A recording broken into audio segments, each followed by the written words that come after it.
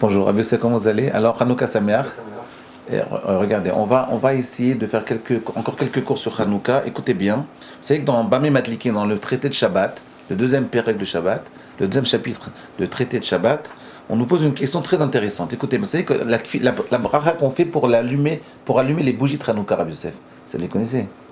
Baruch atah Hashem Elokeinu melech haolam, asher kideshanu, je traduis, merci mon Dieu, béni sois-tu éternel, asher kideshanu bemitzvotav, vetzivanu, qui nous a sanctifiés par les mitzvot, et qui nous a ordonné quoi? Les adlik ner shel Hanouka, d'allumer les bougies de Hanouka. Vous êtes d'accord, Rabbi Youssef?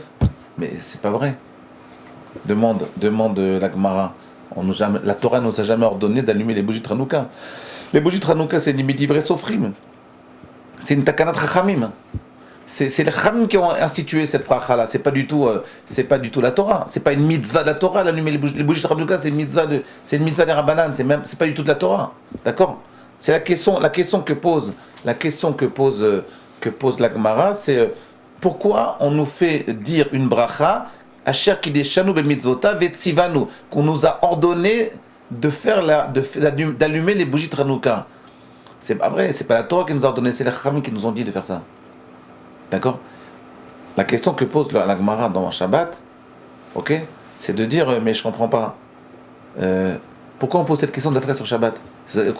Mais c'est sûr qu'il y a plein de mitzvot des Rabbanan dans laquelle on fait une bracha asher kideshanu bemitzvotav vetzivanu. La réponse est de dire c'est une mitzvah des Rabbanan. Mais il y a plein de mitzvot des Rabbanan. Il n'y a pas que Ner Hanouka. La question que Rav Hutner y pose, c'est de nous dire mais pourquoi on pose la question d'Afka sur Hanouka? Pourquoi on ne pose pas la question sur toutes les mitzvot des Rabbanan? Il y a plein de mitzvot des Rabbanan. Par exemple, je vous donne un exemple. Le Lulav. Après le premier jour, c'est Minatora. Le deuxième jour, c'est des Rabbanan. Pourtant on dit Baruch atah Hashem Elokeinu melech haolam asher kideshanu bemitzvotav les al netilat lulav. Donc on dit asher kideshanu bemitzvotav vetzivanu. Pourtant cette mitzvah là, le deuxième, troisième, quatrième jour, cinquième jour de Sukkot, c'est une mitzvah de remuer le lulav, c'est une mitzvah des Rabbanan. Pourquoi on pose pas la question sur le lulav? Pourquoi on pose pas la question sur le fait de dire la Megillah de Ruth, la Megillah d'Esther à Purim? Megillah d'Esther, c'est des Rabbanan aussi. Pourtant on fait une mitzvah, on fait une bracha comme si c'était une mitzvah minatora.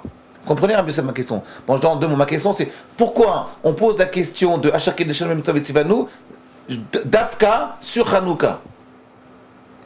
Pourquoi c'est que sur Hanouka qu'on pose la question? C'est la question, ok? Vous m'avez suivi? Vous avez la réponse? Non. Alors je vais vous dire.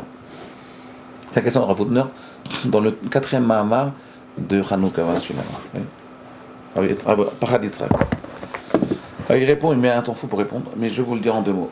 Je ne dis pas exactement sa réponse, je vais vous dire exactement la réponse. Et en fait, c'est très proche de ce qu'il dit lui. Mais je vais juste nuancer un petit peu. Écoutez bien. Vous savez que la période de Hanouka, la période de Matityahu Kohen Gadol, c'est la période où on passe, c'est une période extrêmement sensible dans l'histoire du peuple juif, c'est la période où on passe de la névoie, de la prophétie, à la notion des Chachamim, au Chachamim. Vous savez que vous savez, c'est le moment où on passe de la prophétie à la Chokhmah. Je vous explique. C'est avant Hanouka, on avait plein de prophètes.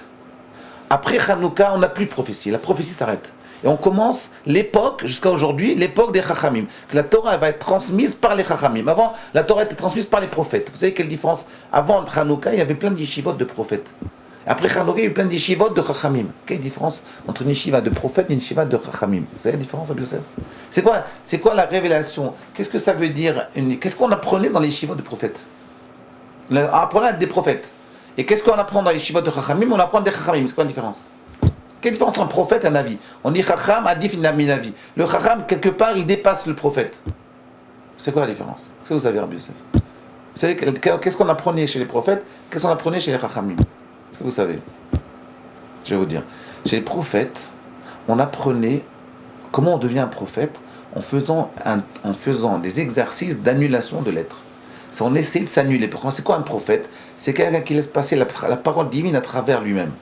Donc lui, en fait, c'est juste un tsinor, c'est juste un passage de la parole divine. L'homme, il était le prophète, il n'est qu'un passage de la parole divine.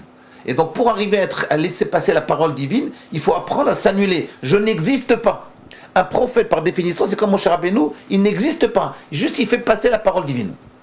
il laisse la parole divine passer à travers Betor Grono, à travers sa gorge. Et lui, en fait, il annule complètement son être. Donc en réalité, à l'époque des prophètes, c'est avant Hanouka, l'homme, il devait apprendre dans les Shivot de Nevi'im à s'annuler totalement. Je n'existe plus, je ne suis rien du tout. Je suis Afar Vaefer, je suis de la poussière de la terre.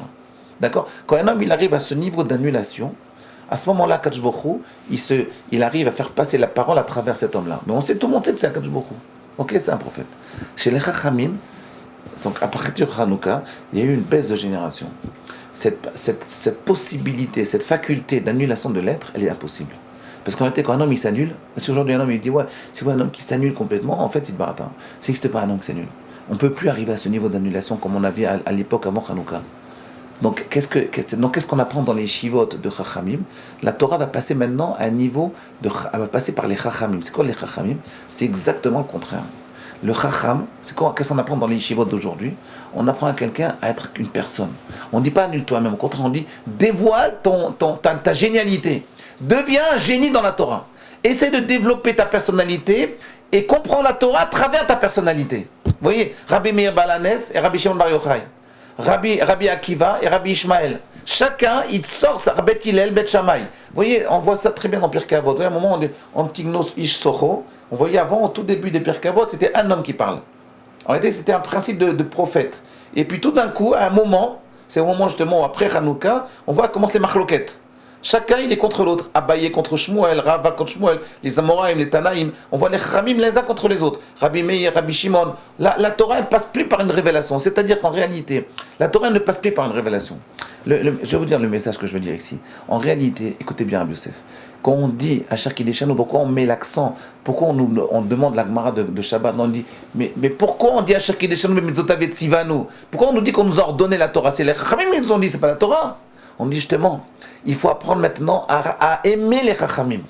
C'est ça le principe ici dont on nous apprend. Il faut faire cette mitzvah de Hanouka. Quand je dis à Cher Kideshanu qui nous a ordonné, c'est le Chacham. C'est pas par révélation qu'on a reçu la Torah. Je m'excuse. C'est pas par révélation qu'on a reçu cette mitzvah.